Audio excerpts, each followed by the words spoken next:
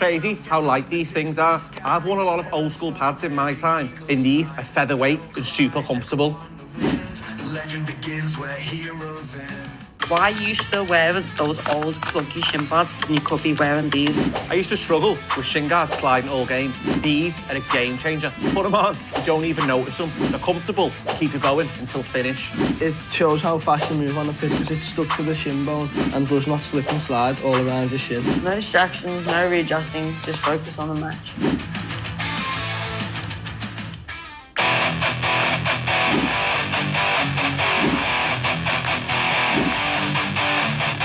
What I like about these is you can wear them all day. Training, recovery, travel, they never lose shape. The material is soft and supportive. It's the perfect mix of comfort and performance. These guards are so lightweight, you forget they're even there.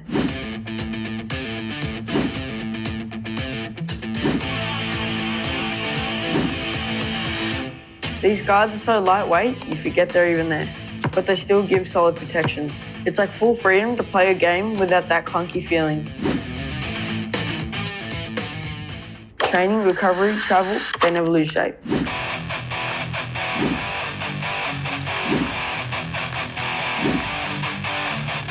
What I like about these is you can wear them all day. Training, recovery, travel, they never lose shape.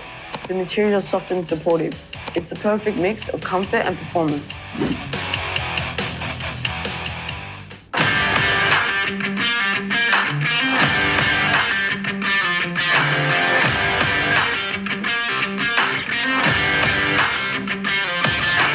First thing I notice is that these guards don't move. Once they're in place, they stay there. I can tackle, sprint, or slide without adjusting them. You feel secure and locked in.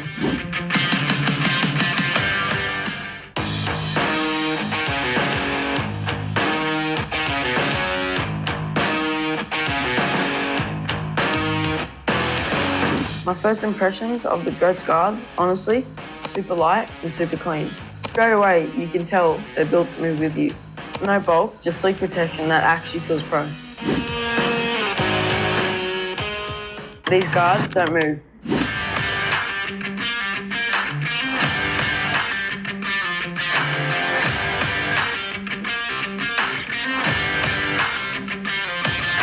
The first thing I notice is that these guards don't move.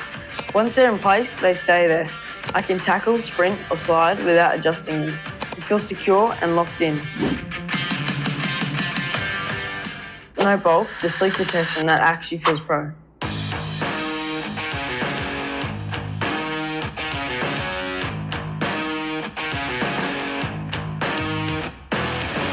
My first impressions of the GOATS guards, honestly, super light and super clean. Straight away, you can tell they're built to move with you. No bulk, just sleek protection that actually feels pro.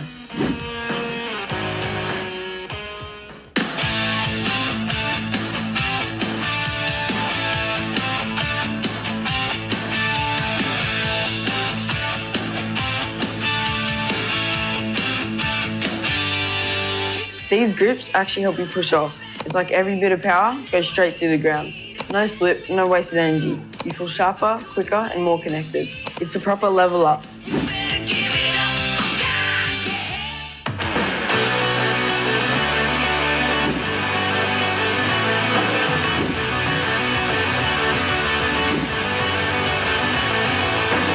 I can't believe my GOATS pack has arrived. My first impression of the GOATS grips, honestly, clean design and a premium feel. Straight out of the pack, you can tell they're built different. Soft stretch and solid grip panels. They just feel like performance gear, not regular socks. These grips are...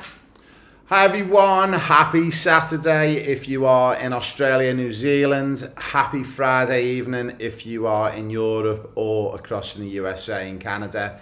A big thank you for joining us here for our live Saturday call. We are super pumped to bring this one to you.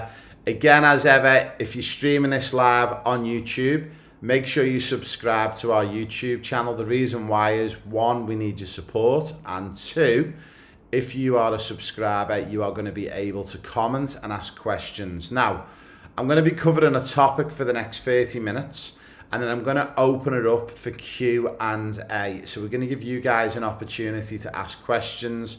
maybe relating to the topic that we're going to cover. Maybe you want to ask me a bit more about that topic, or maybe it might just be something completely different around the world of football or soccer. Maybe it could be to do with the upcoming World Cup this year, which is going to be hosted in America, which is going to be super exciting. So without further ado, guys, we are going to go across and we are going to have a little look at our school platform where we manage and we run everything. So I'm just going to get us connected across and we're going to have a little look at exactly what we are going to cover today.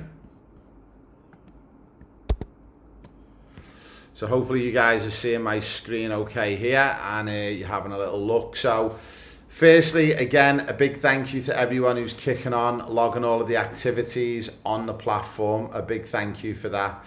Again, a big thank you to all the players who are logging their wellness checks, the wellness journals, your daily planners, you're logging your match objectives and everything else that you guys have been logging. So big thank you for that.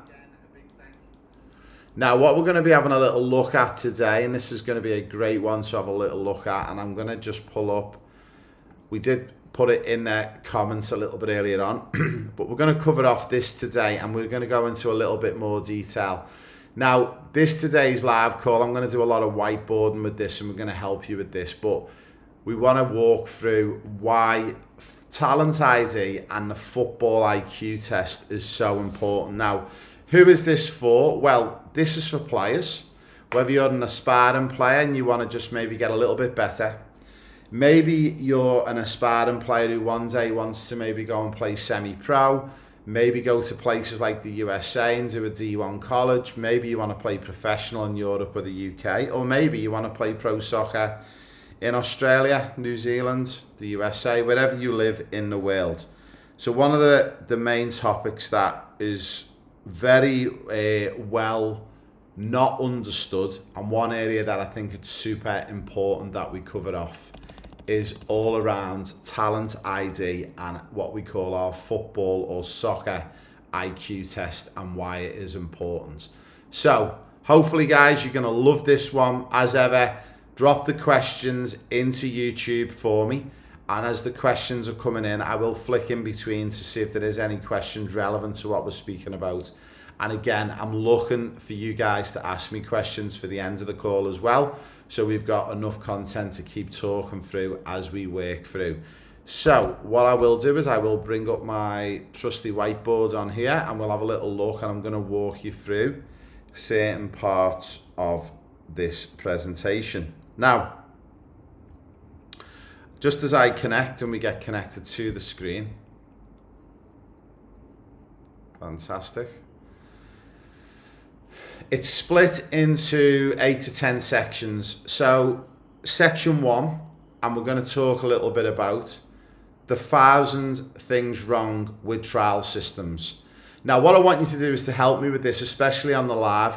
Can you type in the comments, what are things that you've seen in Talent ID or trial systems that you think have been wrong? What are some of the examples you could give me that you've seen when it comes to pre-season, and maybe for you, your son, your daughter, you're having to trial? What are some of the things that you've seen that you think are wrong or you disagree with? Okay.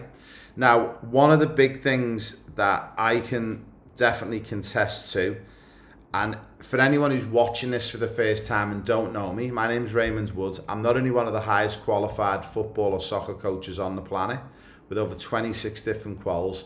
I've worked in the game for many years, and I'm also qualified under UEFA Academy as a player agent, and I'm a player progression specialist. And to top it off, I've worked on one of football's biggest projects called the EPPP in the Premier League and the English FA, where we spent just over £2 billion on how to develop world-class superstars.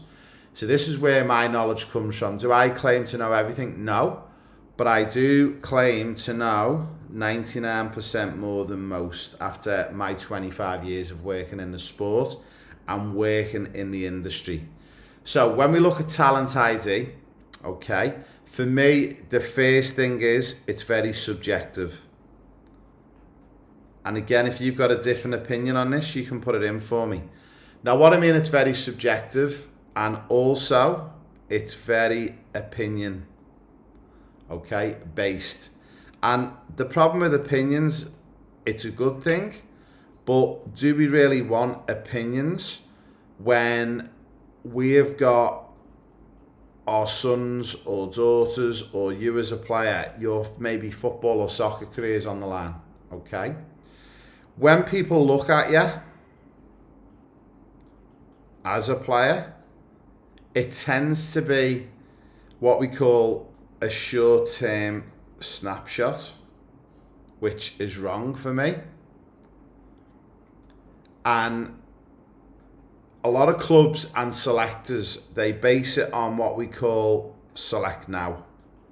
And what we mean by select now, it means like where the player's at right now, not where maybe the player might be in a year or 5 years' time. And one of the big things that I find, when it's subjective and it's not objective, okay, decisions are made by emotion over data. And this is where it all goes wrong for me. So when we're talking about there's 1,000 things wrong with talent ID, there's so much wrong with it, because we need to look at different things, and I've broken it down into certain areas. But one of the things that I've seen, this is my snapshot over the last 25 years, and it amazes me that whether I go back to 25 years ago or I go back a year ago, I still see the same thing, okay? Players turn up to a club, at most clubs around the world, they'll get thrown into a game, they'll get given a bib or a jersey with a number on, and they'll get put in a series of games. And 9 times out of 10, the first thing you hear from those players when they come home or on the drive home is, well, how did your trial go? Well, it was okay, but I got played out of position for most of the night. Well, didn't you speak to the coach? Well, no, the problem is because there's another 100 players there, and the coaches are just trying to get players on the field and looking at them. And it all comes down to one thing. It's education. And what I mean by education, it's not knowing what you are firstly looking for, and how, from having 100 players in front of you in a 2 to 3 hour period, how can you draw out what we call objective data, which is going to help you select players. But if we pull it back a level, what are we looking at players for? Are we looking at players for the now? And are we looking at short term? Or are we looking at longer term? And this is the problem. It blows my mind that under 10s and under 12s, clubs are looking at players based on where they are now. Now, the problem with this is, and most of us will or may not know even, is things like what you call maturation. So when we look at something called maturation, what you could have is 2 levels. And when I'm talking about 2 levels, I'm talking about an age group. So let's say we've got 12s and we're looking at under 12s. We've got one boy, okay, who is currently this big physically and this tall. And then we've got another boy who's this big physically and this tall. And that's where their height and physicality comes in. But this player here, let's say player A versus player B, has already started going through maturation or puberty, okay? And this is one of the big mistakes that we make.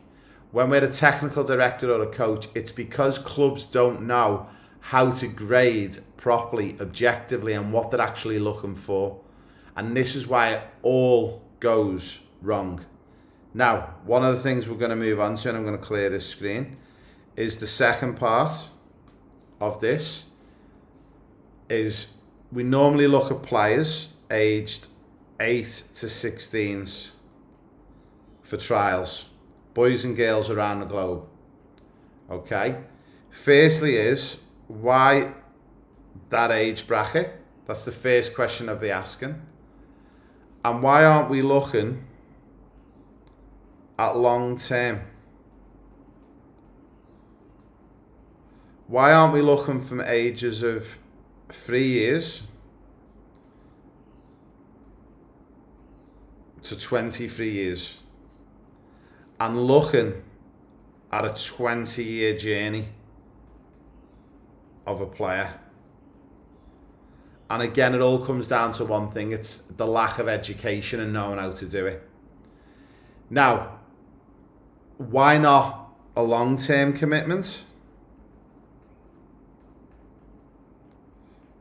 And we've just spoke about it. A lot of clubs think it's too hard.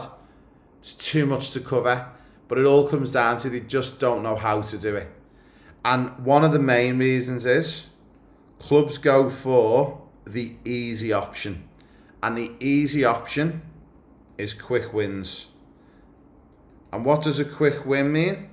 A quick win means picking the biggest and strongest players and the fastest players at those age groups, because they'll literally physically bully their way through games and get wins, and it makes that coach look good and it makes that club look good. And one of the most upsetting things to me is the fact that they have a lack of a long-term strategy. Shows a club or coach or technical director's weakness. And I'll be honest, it was one thing that I used to do in my 20s when I first started coaching, when I was first a technical director, when I was first head of football at a club. My lack of education on how to do this properly forced me into doing this the easy way and looking for quick wins and looking for results and looking for, our under 12s won 7-0 today and our under 14s won 5-1. Where now, what I actually gauge success and what does success look like, it looks like, how is Johnny or Sarah developing? And you know the problem with that question, and this is the biggest problem and the biggest question on the planet, how is this player developing? And for 99.9% of clubs around the world, they can't answer it because they don't have an objective-based talent ID program at the beginning, and they don't understand what talent ID actually is and what is the point of it. And I'm going to talk a little bit more and I'm going to build on this.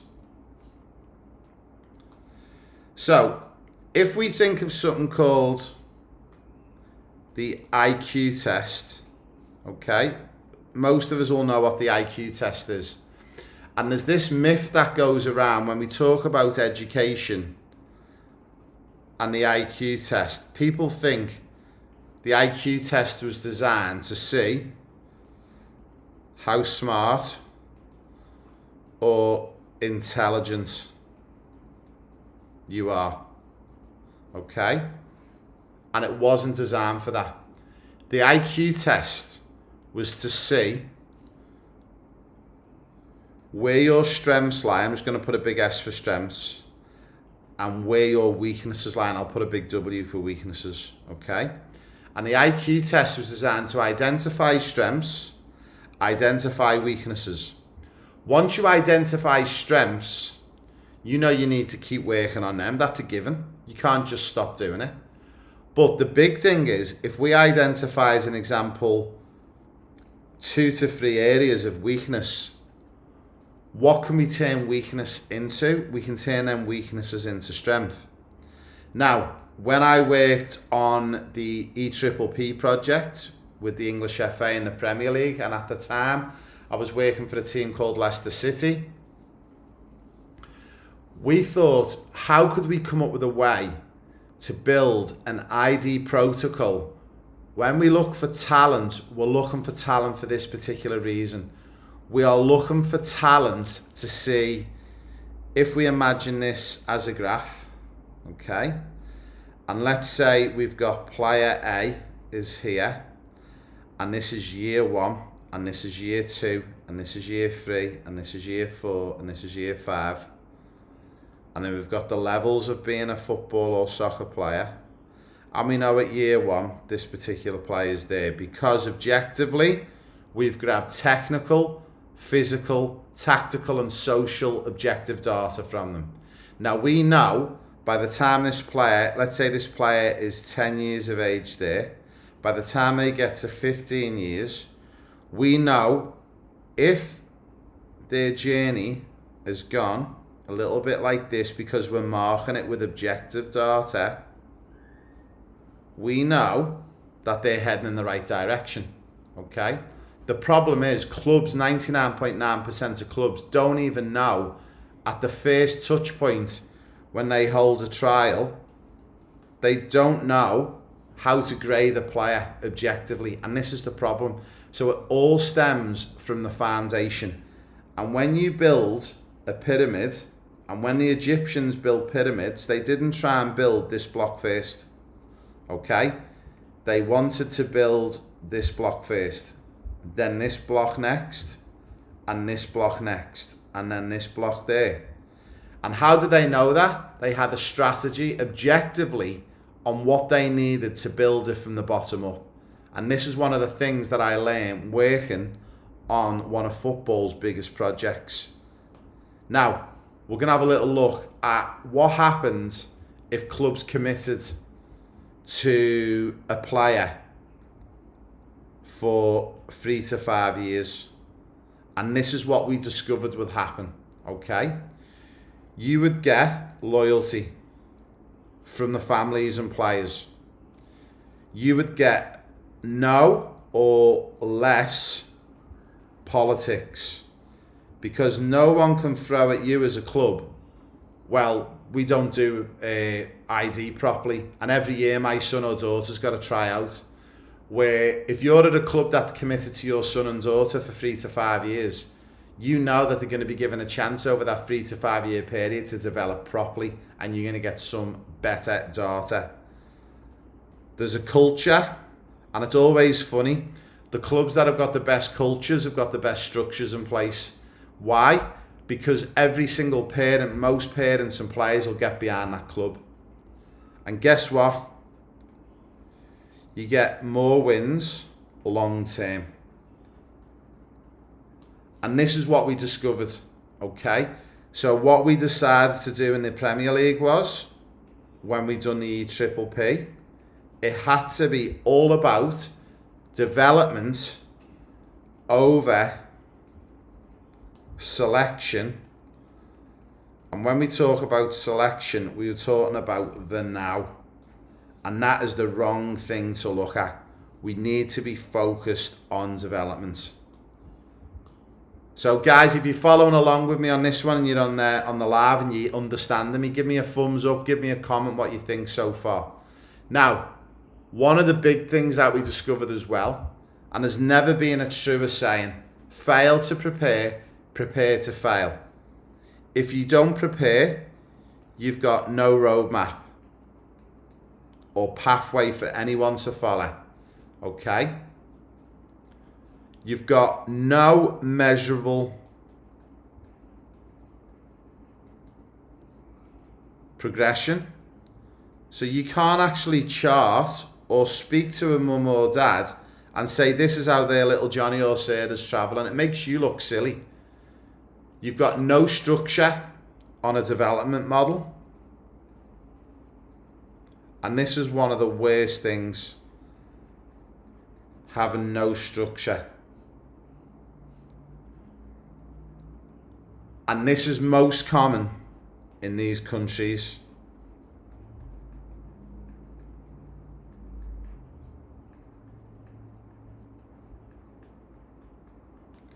And people ask me, of all the countries I've lived in over the years, I've lived in Australia, I've lived in the USA, I've lived in the UK, I've lived in Europe, parts of Asia. I've spent most of my life living amongst all of these countries. Which countries have gone forward in the game and which countries have gone backwards from a development point of view? And it's quite easy for me to answer. The USA and Australia in the last 20 years have gone backwards in the game of soccer. And that's not just on the men's side, that's in the women's side as well. And it's really, really sad to see. But that's not me having a go at those countries. That's me just being honest, brutally honest. And it's all down to one thing. They don't have a roadmap. Now, number 5, and this is where it starts to get exciting. What happens when we build a player like a pyramid and we start from the bottom up? Okay. We identify strengths and weaknesses. We can design for the player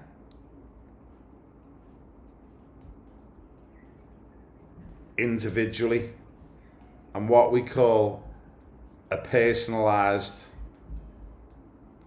program. Now, a lot of club TDs and coaches watching this will go, it's just too time consuming. I'm only a volunteer. I only get $3,000 a year. I already work full time. Trust me, this is easier doing it this way. And once the system's in place, it runs for itself. Okay? You can build a custom program for all of your players individually, which increases, which we spoke about before, is so important, the culture at the club. And you've now got one of the best things you can have, and no one can argue with this. You start to get accelerated development. And how do I know this? Because I've seen it in action, and not just working at pro clubs in the Premier League. Clubs that I've worked at that have allowed me to put the infrastructure into place. I've seen this work firsthand, and it works amazingly well. Really, really, really, really well. Now, this is where it gets interesting, and this is going to be more of an interest to mums and dads who might want to go running into your clubs, no matter where you are in the world, to talk about this. Or if you're a TD and you want to reach out to me, anyone can reach out to me through my socials. You can drop me an email, you can comment on any of the posts, and we designed what we call the football IQ test. And where did it come from? It was inspired, apologies guys, it was inspired by the education IQ test.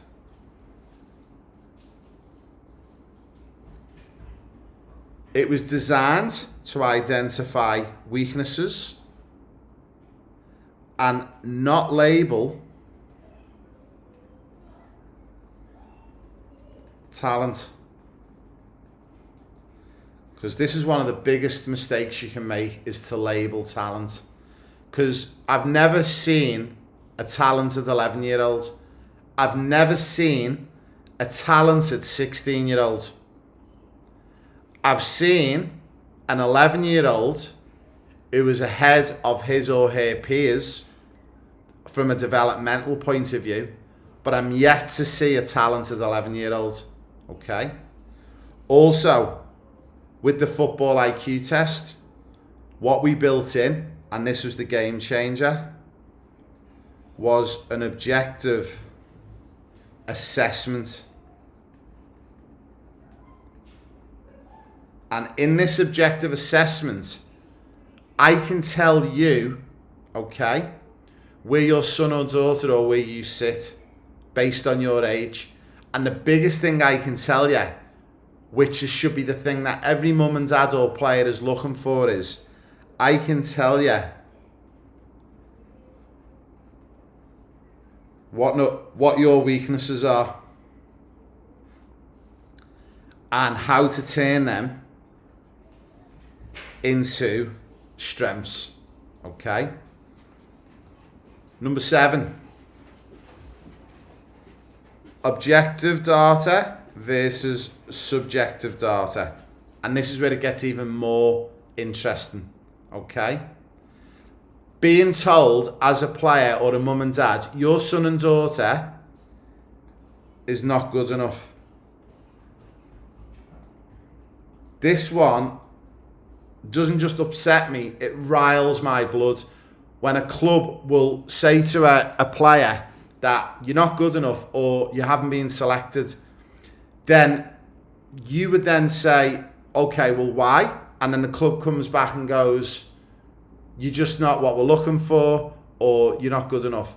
And this leaves a hole wide open for that particular club, because not many clubs on the planet can back up their answer by saying, well, actually, the reason why your son or daughter didn't make the top team, but they're being offered a spot at the B team or the C team or the D team, is because from an age point of view, when we've objectively tested them, for their development, they sit in the C team, which is the third team. They don't make the top team yet. Now, why is it important that your son and daughter goes in the C team? Because they're in and around players of their ability level, which means they're going to develop together. And that coach can target the development tools and sessions and teachings to help that boy or girl. But clubs can't tell you that. They just say they're not good enough or they don't fit in the style. One of the big things is when you do objective testing, you've got something called measurable benchmarks. And measurable benchmarks are where you're able to go, okay, Johnny's scored 121 and he's under 11. And on the benchmarks, it puts him inside the top 15 players. And that is why he is in the top team. Because it's more about development. It's not necessarily about being in the top team. It's being in the top team because that's where all the stronger players are currently right now in this moment.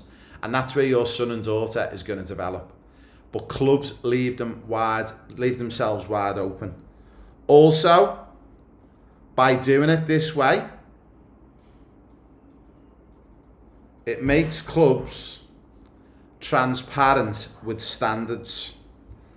And no one can argue when there's an objective test in place, and that's how players are graded. And one of the big things that I see a lot, especially in Australia, it's rife with it. The tall poppy syndrome, the presidents, the vice presidents. It's quite funny how their sons and daughters always make the top teams. And I'm not going to name the club because I'm not going to embarrass them, but there's a club in Australia when I was once a TD, and I wanted to implement the objective testing for this reason, to remove bias, because there was a lot of things getting thrown at the current committee members of the club about their sons and daughters being in the top teams. And I actually got removed from post within the first couple of months of being there because they refused to allow me to not have certain players in the top teams because they didn't agree with the objective testing. So to put this in perspective, you've got a group of volunteers who know nothing about football or soccer, with all due respect, apart from being armchair supporters and volunteers. You've got a guy who's worked on football's biggest project, which has spent over £2 billion to produce some of the world's greatest football players currently on the planet. And they won't listen to me. They would rather have a subjective, opinionated model in place for talent ID because they didn't want to upset certain committee members, because if their son and daughter wasn't in the top team, there was a chance that sponsorship would be pulled. And that is why certain parts of Australia and certain parts of the US and Canada are not progressing in the sport, because it's run by a volunteer base. And when volunteers are involved, this is what you end up coming up against.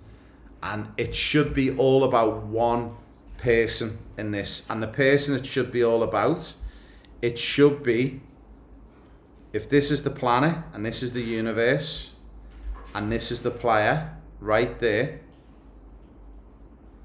this is the number one person who it should all be about. It shouldn't be about anyone else. And if it's in the interests of the player to have subjective testing and ID and trials, then it should be subjective. But when we talk about players as a whole, across a whole club. What is in the best interest of the players? 100%, you cannot argue a football IQ test which gives you objective results and feedback is the only way to operate a proper soccer or football club. Whether you're a community-based club or you're an elite level or you're a professional club. Okay? Now, number 8. Why it's powerful for clubs. And I don't know why clubs don't do it, and I know why. But it annoys me why people don't reach out to me, because I offer my help and support to clubs for free to help you put these tests into place so the players benefit. One of the main reasons why an objective football test helps, it helps you with pre, during, and post tracking. Now, why is that important? If we think about player reports, and the player reports that I see that go around soccer clubs all around the world drive me insane. It will have a mundane, subjective, opinionated comment from a coach about the player with no objective data in there. No reason why that player's got a trial again in the summer. No reason why that player has made it into the top team other than a subjective, opinionated comment. Now, can you imagine if you've now got a player who's got a score of 105 at the beginning of the season at pre, then they get a score of 108 during the season, and post-season they score 111. And the average score for that age group is 101. You can now back up your decision to put this player and keep this player in the top team. Let's look at it a different way. You got a player who comes in and scores 96 pre. They then score, as an example, 89. And at the postseason, they score 91. And the benchmark for the top team is 101 or 100 plus, let's say. You can now justify to that mum and dad, okay, why that player is now got to be maybe in what we call the B team or the second team. Can you imagine the power of having that at your hands? But you know as well, full well, that the objective data that you've got is in the interest of that player. Now, it might be because, unfortunately, and I'll give you an example, personal things happen. That player might have got a long-term injury. So that means for that player's development, it's better not to be thrust back in the top team with the physicality and the technical level being so high. It's best for that player's development to push up and will be pushed down into that B team. Okay? Now, one of the other things, it gives clubs and coaches what we call ends of season proof. And what is end of season proof? To say that you know as a club, you can grade every single player and show every mum and dad in the club why they're in a particular team, how their development's gone pre, during and post, and where they are at in the bigger picture. So can you imagine when you've got a professional club comes along to you, if you're a semi-pro or a community club, and go, who is your best player in every age group? And this is what kills me. We know full well certain players get picked not based on they're the best, but because it's the coach's son, or the coach's daughter, or the president's son. Could you imagine as a club, you've got evidence when that pro club comes to you to go, well, let's pull out the data. We can give you, based on where they're currently at now for their age, that this is not based on talent, but it's based on their development plans. Based on the development plans, these are the players that currently sit at the top of the group. Now, there's a good chance that Tommy, who's in the under-12s, he is at the top. But if you look at him physically against his peers, he's just gone through maturation quite early. And that's probably the reason why he's top of the group. So you're given an objective reason and opinion on it, and it's the best way to be. Also, what it gives you is what we call visibility. And what does it give you visibility of as a coach or as a club? It gives you visibility of what we call player progression. Now, people say to me, Ray, why do you call yourself the player progression specialist? Because I know I'm one of maybe 10 people on the planet who understand this properly from the bottom to the top. And that's not me giving myself a big ego. It's just actually having confidence and belief that I know for the last 25 years, I've studied, researched, and been on some of the biggest football projects and soccer projects around the world to understand this properly. I've wrote a book about it, okay? I've actually got a program that has got players from community soccer or football clubs around the world who followed my program, following these measures, who now are playing at professional football or soccer clubs throughout the globe, but mainly in the UK and in Europe. So that's why I know what I know, okay? And for me, the most important thing in all of this, it develops culture. And I could not think of anything better than being at a club, whether you're a community-based club in Southern California, in Laguna Beach, or you're currently at Arsenal Football Club's academy and you're a female player in the under-14s. I do not care what you say. The clubs who are the most successful on the planet have got the best culture. And I'm talking from the youth all the way through to the senior men's and women's, and the fans and the way they engage with fans. And I don't think you can argue, there's no surprise when we talk about the three biggest clubs on the planet are Real Madrid,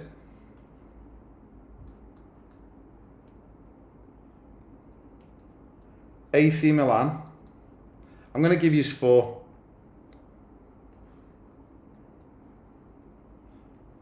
Bayern Munich and Liverpool. Now, ironically, these are the 4 teams who've won the Champions League, which is the biggest trophy you can win in club football on the planet. I don't care what you say, it's bigger than a World Cup. It's harder to win a Champions League than it is a World Cup, because the amount of phenomenal players in one team come from all different countries around the world. Real Madrid is made up of 11 international superstars. Bayern Munich is made up of 11, 15, 20 international superstars. So is AC Milan and Liverpool. Okay? But culturally, you cannot go wrong. Now, we're nearly coming to an end of this one. I'm just going to finish off. We've got a couple of parts to go. One of the big things about doing objective testing when we're looking at talent ID, and this is section 9, it's community and giving back. Now, we work and we offer to work with any clubs in the USA, Canada, Australia and New Zealand specifically, and we offer this talent identification protocol for free. We will come out and help your club run this. Why? Because we want you to get your families and players on a level playing field.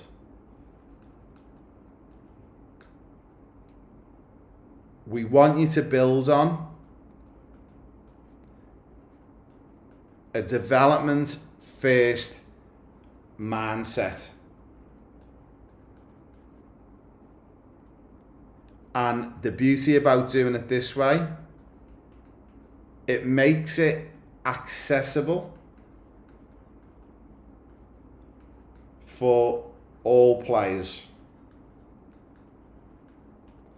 And mums and dads will know, no matter where you are in the football or soccer pyramids in your country, they will know your club is built on culture. They'll know your club is inclusive of everyone.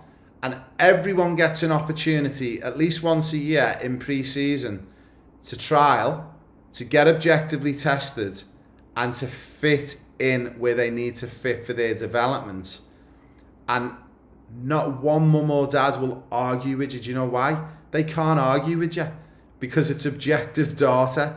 And once you've got this platform to start from, the parents trust and love and know. And when you send out your offer letters, and most clubs now unfortunately do charge, when you send out your offer letters and your fees for the year, I'm telling you now, parents would pay double to be involved with a club that's built on culture and built on talent identification that firstly is fair, but is also objective, okay?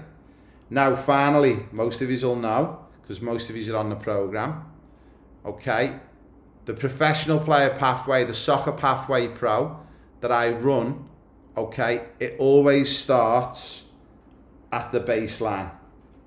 So again, the analogy I always love to give is when we're talking about a pyramid, we always start at the bottom here, block 1, and we go from the bottom up. When you're on the the Soccer Pathway Pro program with us, okay, it's always built on a personal plan for the individual. We have clear benchmarks for everyone to see. And can you imagine if you can submit your data monthly to your community group to say, for the under 12 boys, the average score on development in the top team is 112. In the second team, it's 101. In the third team, it's 98. So then you're being transparent with everyone. And how can you give this data? You can give it in community or social media posts because you've got it, you've got access to it. And when it comes to retaining players at the end of the year and keeping players on, you're committing to players within your ecosystem. And my advice would be for 3 to 5 years. But what you're saying to the parents is, in year 1, they might have made the number 1 team. Okay, so in year 1, they've made the number 1 team. But in year 2, they might have dropped down to the 3rd team. And then in year 3, they might be back in the top team. And in year 4, when they've just hit puberty and maturation, they may have dropped down to the 4th team. And then by year 5, they're now back in the 2nd team. But what you're doing is you're committing to that family that no matter where you grade them objectively, there's always a spot for them to be here. There's always an opportunity. And that is the beauty of doing it this way. And one of the big things to finish off with, it removes the guesswork. And there's nothing worse. And I've been there and done it. We sit there in front of mums and dads in pre-season or at the end of the season and saying your son and daughter's got to come back and trial again, or we're not going to keep them on. And they say, why not? And then we start with the communication, I call it babble, the rubbish, the words that come out is just backed off subjective opinions, and you haven't got a real answer. Can you imagine it being at a club? You've already got your letters done for all of your players to say, yeah, you know you're already currently with us on a 3 to 5 year development plan, but just to let you know, you're going to come back in pre-season. We need to get one more objective piece of data from you. As it stands currently, you're still in the top team, but that may change when we come into pre-season, not because Tommy, who's a painter and decorator, who's a new volunteer coach, who's now sponsoring the club for $10,000, now needs his son in the top team. It's backed up objective data. Now, to finish off and close this one off, do we need on this particular one, do we need, with all respect, like superstar coaches? Do we need coaches who've worked in the Premier League to do this objective testing? No. You just need a structure and a strategy. And once you've got the structure and the strategy in place, you can then get volunteer coaches to run this for you. And in turn, your volunteer coaches and technical directors are going to look phenomenal because the data can't be argued. It cannot be disputed. Now, if you're probably wondering how long does it take to do one of these, I'm going to give you a very quick explainer before we go to the next part of our live call here today. But you would need, with a group of 16 or 18 players in a squad, one coach could grade the whole squad of players in around about 50 to 60 minutes. So could you imagine if over a 3-week period you run this test over 3 weeks? That way you're throwing out all the excuses of, oh, my son was sick on the night you done it. He didn't sleep well. Unfortunately, his nan passed away and we went to a funeral that day and he wasn't in a great mood.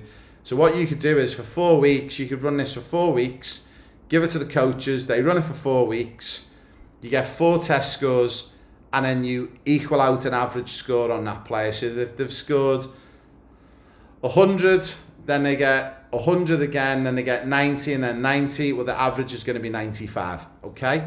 And that way, there's no arguments or two ways about it. That's currently where they sit on their testing protocol. When you then input the 100 test scores for the 100 players who play in the under-14s girls within your club, you know who the top 15 players are based off that objective testing. Now, there is certain factors that need to come into play, okay? You need a goalkeeper. You need, players to play on the pitch who are playing outfield. But if you're dealing with players who are 14s and below, it shouldn't be about positions. It should be about developing players in multiple positions, excluding probably goalkeepers, okay? So it's just going to give you also that piece of paper and that evidence and data when you've got to go to a mum or dad to say they're not in the top team anymore or they're not in the second team, they've got to be in the third team. There's no argument about it. And then when they go, okay, what have they got to do to get better and to get back in to that next level, into that team? Well, I'm going to show you very quickly before we go. And I'll just do a little bit of magic on here and I'll just share it with you what you need to do. What you would do is you then build them a plan. And when you build them a plan and when you're looking at the plan for them, if you're currently on our Soccer Pathway Pro with us, what you would do is within the classroom, one of the things you would give the feedback would be you need to work on your football objectives. Well, where are the football objectives? It's in section 5. Also, you need to go in the football blueprint. I've got a little bit of concern, maybe it could be to do with sleep. So within the football blueprint, you can log sleep. But also, you need to follow your 4 turns and your 4 dribbles. And also, they need to work technically a bit more because where they're falling down at the moment is the technical aspects of the game. Where can we get that? It's inside the football blueprint. So when you go in the football blueprint, it's all in for you. So this will show you and give you the ability to be able to, as a club, to be able to direct players where they need to go to get better. And that is the beauty on having objective testing. Now, if you're part of a club or you're a mum and dad or you're a player and you've enjoyed this section and this part of the call and you think, yeah, I'd love this at my club, I'd love you to come and visit us. Guys, I'm serious. Wherever you are in the world, USA, Canada, Oz, New Zealand, wherever you are, get your club to reach out to me. If they're absolutely serious about doing it and doing it properly, I would come to a club and run this for free to help a club put it into place. Guys, I hope you've enjoyed that. We are going to go to a very quick break. When we come back from this when we come back from the break, I'm going to go through Q&A. So if anyone's dropped any questions to ask me or anything relating to what we've just covered, I will be back. So guys, you've got a 2-minute quick break. Go and get a quick drinks break. Run the bathroom. Get a pen and paper if you need to scribble more information down. And we'll be back with you after this short advertisement. Don't bunch up, you don't get sweaty. Simple as that. One of the things I noticed about my Goats Grip socks is the grip runs across the whole panel, so there's no bunching or sliding in your boots. These grip pads will help you not slip when you're going in for a tackle. My old socks will get sweaty halfway through the game. Not with Goats Grip, they stay cool and dry from start to finish.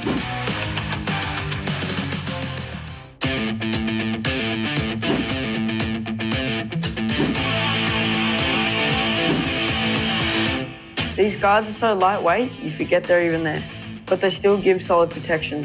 It's like full freedom to play a game without that clunky feeling. I used to wear bulky guards that slip down every game. These stay in place the whole time.